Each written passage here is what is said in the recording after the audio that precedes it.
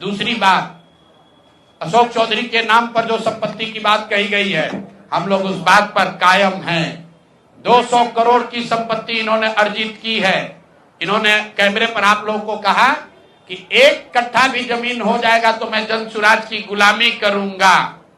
मेरे भाई मुन्ना जी ने अभी पूरा डॉक्यूमेंट जारी किया है।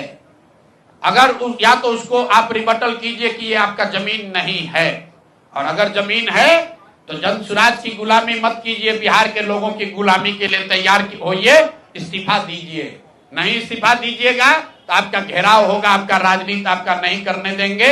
हम लोग राज्यपाल, मुख्यमंत्री नहीं सुन रहे हैं तो हम लोग राज्यपाल महोदय के पास जाएंगे, कोर्ट में जाएंगे, इनके खिलाफ कार्रवाई होनी चाहिए। और 100 करोड़ का मानहानि का नोटिस भेजे थे, आज डर के मारे शायद कहे हैं कि अब आगे ये हम कानूनी कार्रवाई नहीं करेंगे। तो 5 दिन के अंदर अंदर आधिकारिक तौर पर लीगल नोटिस वापस ले, और नहीं लेंगे तो इन पर 500 करोड़ का और घोषणा करेंगे। नोट कर लो भाई, 200 करोड़ पर घबराए हुए हैं ना, ये 500 करोड़ का और अवैध संपत्ति जो खरीदा है अशोक चौधरी ने अलग अलग नाम से, 7 दिन का समय दे रहे हैं।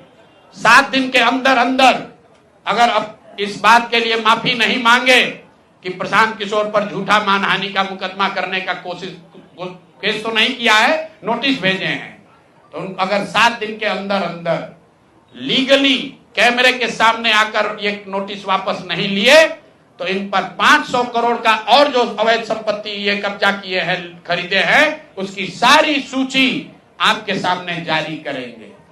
एकदम इनको चुनौती दे रहे हैं भाई।